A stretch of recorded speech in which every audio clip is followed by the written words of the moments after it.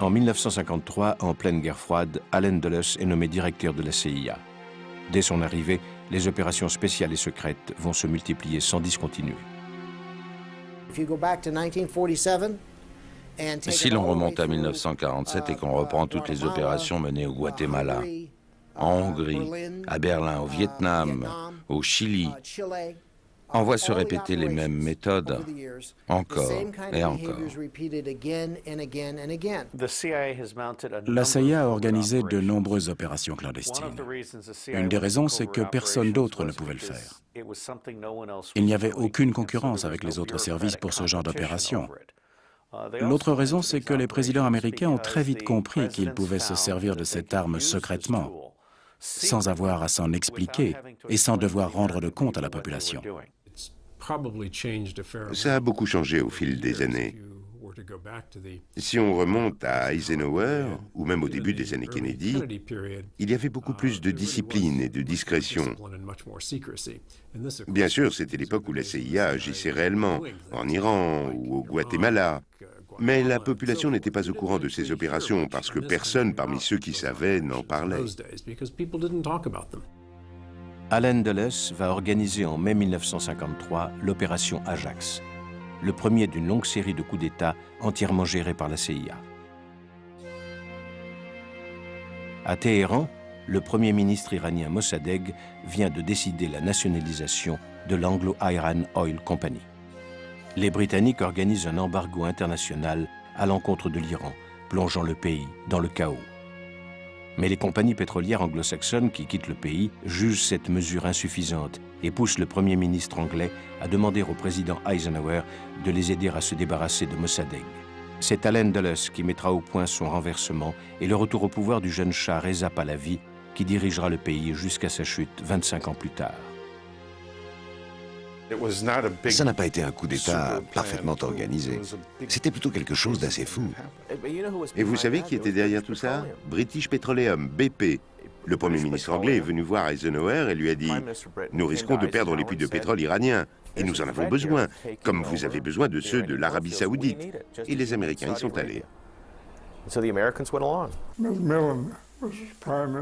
Macmillan était Premier ministre à l'époque. Il a pratiquement forcé Eisenhower et Allen Dulles à intervenir et prendre en main la situation sur place.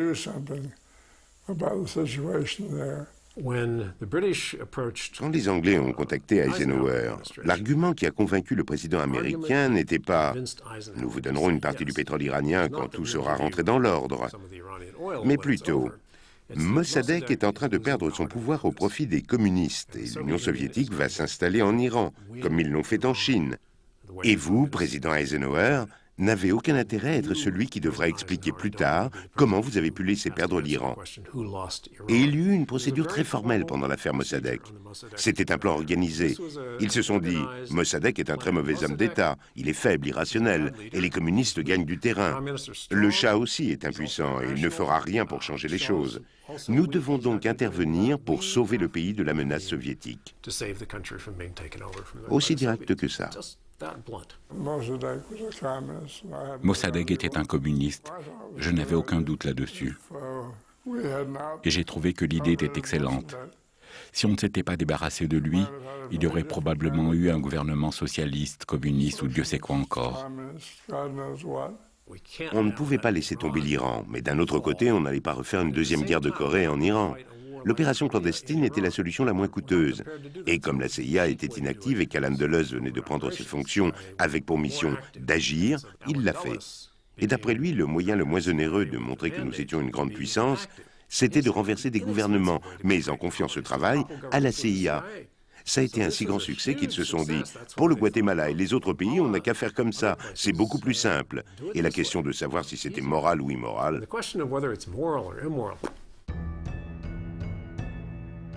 En juin 1954, le nouveau président du Guatemala, Jacobo Arbenz Guzman, décide de distribuer aux paysans les plus pauvres du pays quelques hectares de terre appartenant à la multinationale américaine United Fruit et décide d'instaurer une taxe sur les exportations.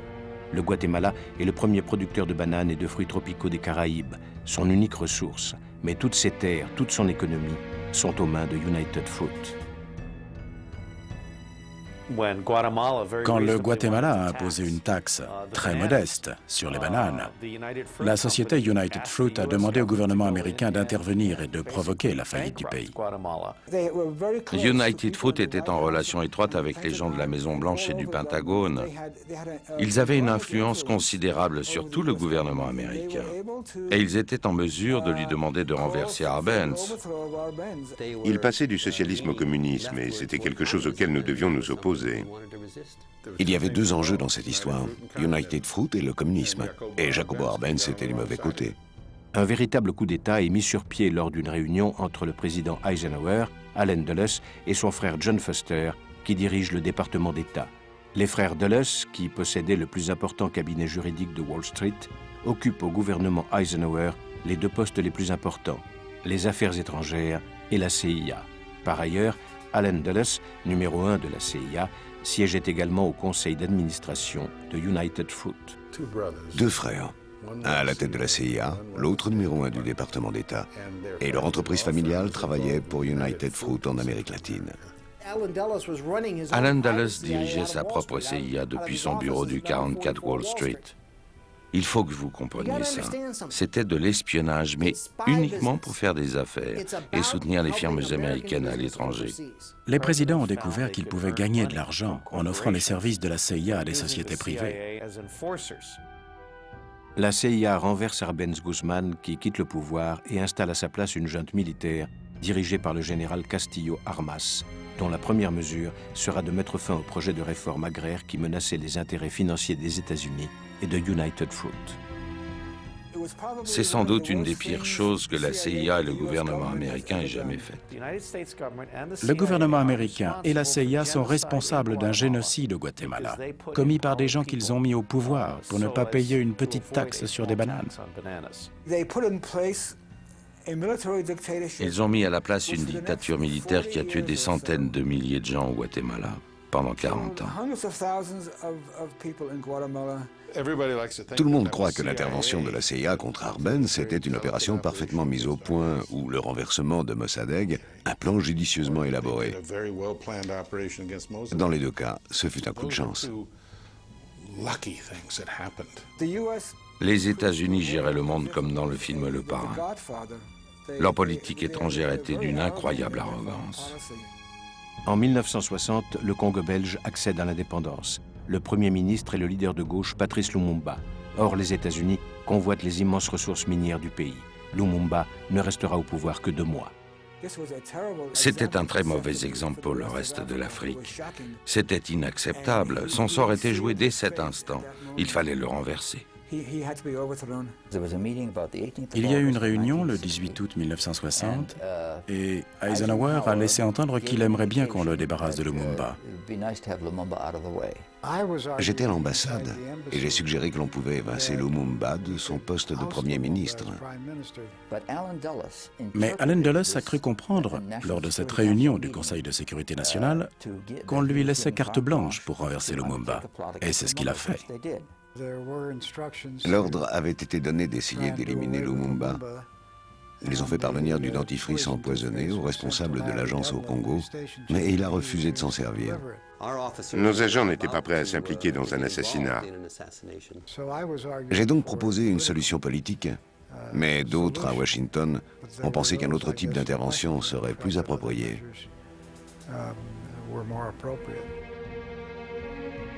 Allen Dulles avait ordonné l'assassinat de Lumumba. En 1975, une commission d'enquête parlementaire conclura que le président Eisenhower avait donné son accord. Le général Mobutu, qui s'était emparé du pouvoir, fit exécuter Lumumba d'une balle dans la tête avant de faire dissoudre son corps dans un bain d'acide. Frank Carlucci, futur sous-directeur de la CIA, était en poste au Congo lors du coup d'État. On m'a accusé d'être responsable de l'assassinat de Lumumba. C'est totalement absurde, évidemment. L'idée qu'un jeune officier des affaires étrangères puisse donner le feu vert à l'assassinat d'un Premier ministre est tout simplement stupide. Il a réussi à s'échapper de sa prison et à se cacher. Mais la CIA a fini par le retrouver et l'a livré à un de ses pires ennemis, au Congo.